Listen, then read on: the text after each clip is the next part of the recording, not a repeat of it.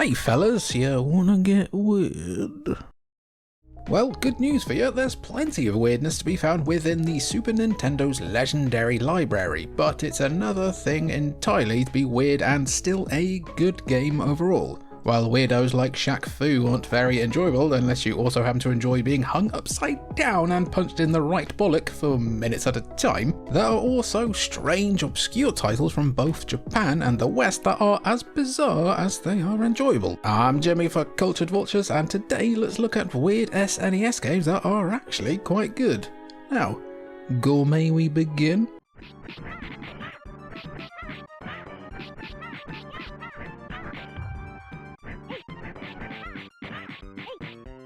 A game that could never be accused of false advertising, Gourmet Warriors has you choosing between 3 characters named Bonjour, Mademoiselle and Très Bien, and that's basically as vanilla as the weirdness gets, really. The mechanics of Gourmet Warriors should be fairly familiar to anyone who has played Final Fight or any side-scrolling fighters, but if Cody spent most of his time wailing on dudes with tofu heads instead. There are also mechanics here that aren't ever explained to you, but are fundamental for you to get literally anywhere. The 90s. The level designs, ranging from slums to trains and spaceships, are beautifully bright and dynamic. The game even has you collecting food items to cook gourmet dishes with powerful healing properties. Every masterpiece has its cheap copy, but it's when you start fighting widely designed killer robots and other thugs that you start to appreciate the particular strain this game's developers' wins must have been smoking. If constant poses that would make Liv Morgan proud, freakish enemies, and some just generally great animations for 1995 sound good to you,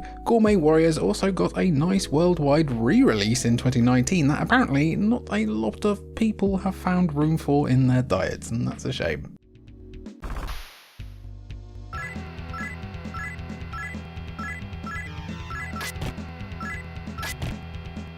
Shin Megami Tensei took Japan by storm in the fall of 1992, but Western audiences would have to wait years for a chance at an official localization. Checking out this game's heady, apocalyptic vision of a world torn apart by demons, religious armies, and the endlessly stupid machinations of the worst of humanity, it's not hard to see why this game just wasn't going to leave Japan in the early 90s. Especially when some people still believed Dungeons and Dragons was satanic and not just a nice excuse to be an orc for an afternoon. Please let me live as an orc, I want to make friends with this bird. Of course, Shin Megami Tensei as a franchise has only gotten weirder, darker, maybe a touch more masochistic, and considerably more popular worldwide in the years since the 3rd game in the Megami Tensei series' release. But it's interesting to think what the modern turn-based RPG landscape would look like if Atlus hadn't taken these early wild swings. SMT introduced several compelling and rather insane concepts that have become staples of the franchise, most notably the opportunity to fuse multiple demons together to create something new altogether, who you will grow to love and adore like a true brother until the exact second you need to mush them into something a bit stronger. Sorry. As someone who's been playing the hell out of Shin Megami Tensei 5 lately, and I mean a lot, like every evening, making the violent version of a hot dog spliced together by Willy Wonka truly doesn't ever get boring, and neither does collecting these weird cat streamer women.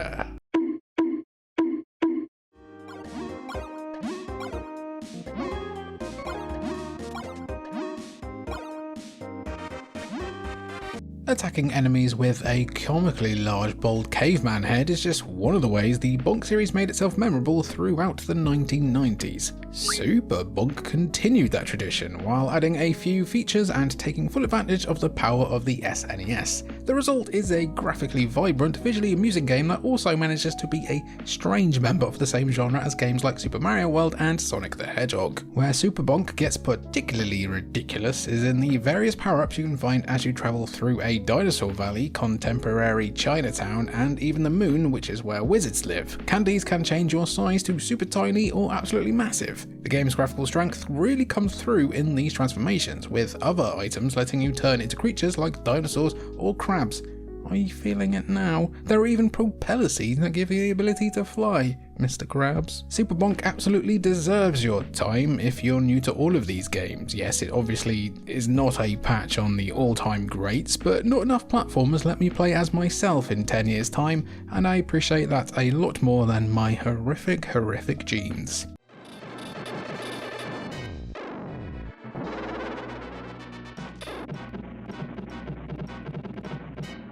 It wasn't too long ago that we were talking about how profoundly ahead of its time ActRaiser was on the SNES. It also happens to be one of the weirdest mainstream video games ever made. It might have something to do with being an action platformer where you also just, you know, as you do, create an entire world on the side. Imagine if Bubsy got into landscaping and you're still nowhere near the weirdness on offer here. Not only does this 1990 classic for the SNES have you fighting a plethora of brilliantly designed tough-as-nails monsters, but it also consists of building and then nurturing a world from the humble beginnings of just two little human beings. So yeah, obviously there's going to be some limitations to the depth of this game by modern standards, and flying around as an angel baby is a bit odd, but it's impressive even today just how much time you can sink into this sandbox platformer that also, occasionally, for no real reason, throws you into the shooter genre. Why?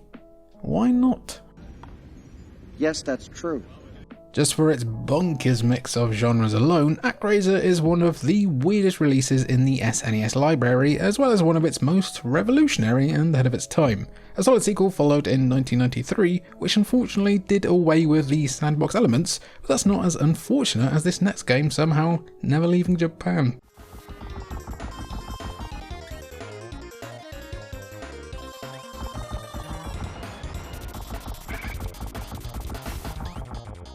Who is responsible for the stunning 16-bit Super Back to the Future Part 2 never making it to Western shores?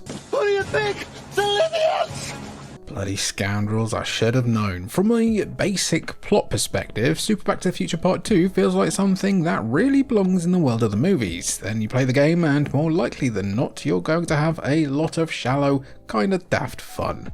The giant bobblehead-like characters are fun and look pretty much like the characters they're based on. The backgrounds are lush with cartoon colours and energy, and it's easy to fall in love with this game for the graphics and character sprites alone, even if Marty's constant, never-ending stare just makes me feel like the plastic bag flying around in American Beauty.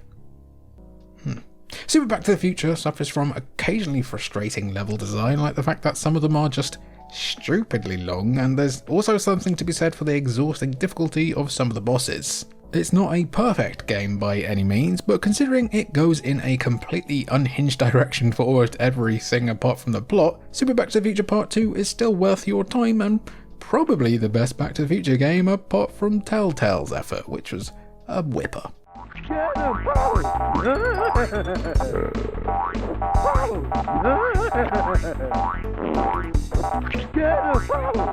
Buggerman is about a superhero who is in essence a living monument to 90s gross out humour. He farts and flicks his boogers at disgusting snot monsters. Oh God, can I just say, it's crazy that I'm at this point in my career when I can say I do this for a living. I talk about boogers and farts. Not bad, is it? Anyway, he farts and flicks his boogers at disgusting snot monsters and supervillains with very appropriate names like Revolta and Flyboy. Shouldn't have gone in that elevator. There are very few moments in this game where you aren't surrounded by thick, bubbling, dripping green snot. Some people have a genuinely hard time looking at this one, and it's, you know what, it's hard to blame them. Imagine society, but it's all just snot. For everyone else, however, Buggerman is an underrated, challenging platformer with clever visual touches and sight gags, combined with some highly memorable bosses. Buggerman. Granted, yeah, it has the usual 16-bit platformer issue of not quite letting you know where to go at most times or any time, with stage designs that sort of blend together after a while, but this problem is mostly offset by level designs that are nevertheless filled with cute sight gags, and there's a relatively clever story for, you know, the time. Calling itself a flick and pick adventure is also an accurate way to describe Buggerman's entire aesthetic. It did actually also come out on the Genesis the year prior, which is where I originally played it and obviously loved it when I could tear myself away from Street Sharks. Respect Street Sharks. It's a balanced platformer with some truly memorable design choices. It's also just about the most 90s game ever made. It's not just for men, either.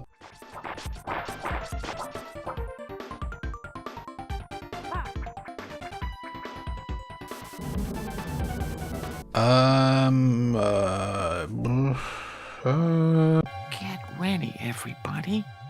He's about to do something stupid. Danii Tonosoma Apari Ichiban, which I'm just calling Ichiban from now on, if that's alright, is an overhead multi-directional shooter. Think Pocky and Rocky, except that those games are much, much harder, and honestly, they are better. But this game about two loser princes during feudal Japan who go up against a mysterious force that wants to rule the world still has plenty to offer. It's a simple story that doesn't sound that crazy, but a basic plot sometimes just can't compare to the actual experience of playing this madness. The emphasis in Ichiban above almost everything else is on comedy, and a lot of that comedy is very cultural and of its time, so I expect a game that's almost nightmarish with graphics that feature crazed monkeys, ninja demons, muscle freaks, and killer crows. Even taking cultural context out of it, you still have a profoundly weird game in front of you. There's a guy with bunny ears who kind of reminds you of Zangief from Street Fighter 2. At one point you rescue a dolphin who gratefully employs a small dolphin army to assist you. Ichiban is a pretty shallow experience overall, and it's really just the dictionary definition of like a 6 or 7 out of 10, but there's just so much off the wall nonsense going on that you're gonna find yourself vibing with it regardless. Violining with it? Segway.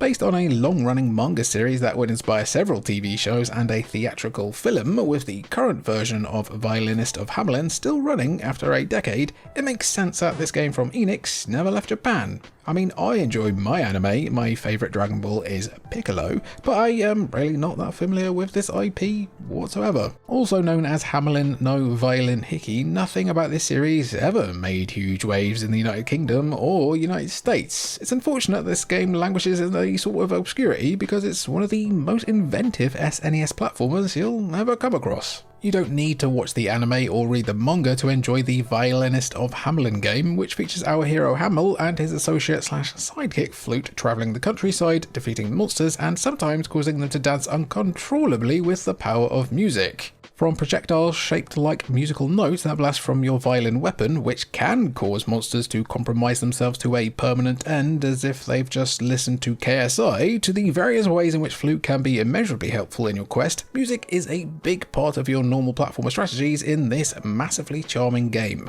With bosses named after musical instruments, Violinist of Hamelin is both bizarre and accessible in a way that's genuinely pretty fun to play. You love to see those qualities coming together so well.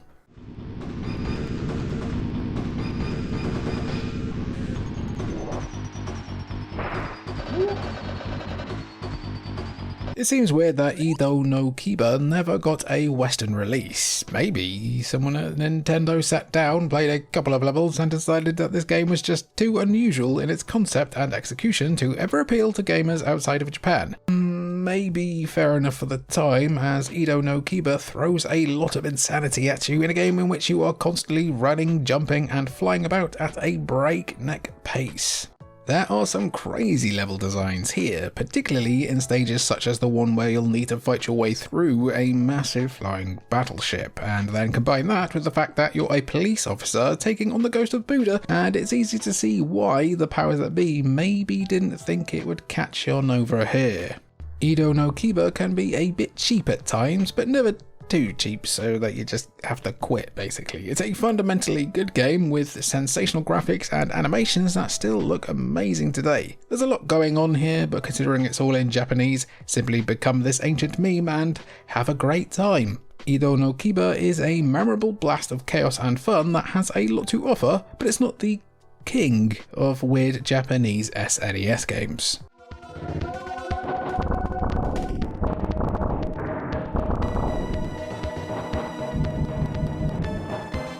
Is the King of Demons, a Castlevania-like action platformer known as Majuo in Japan, really the darkest Super Nintendo game?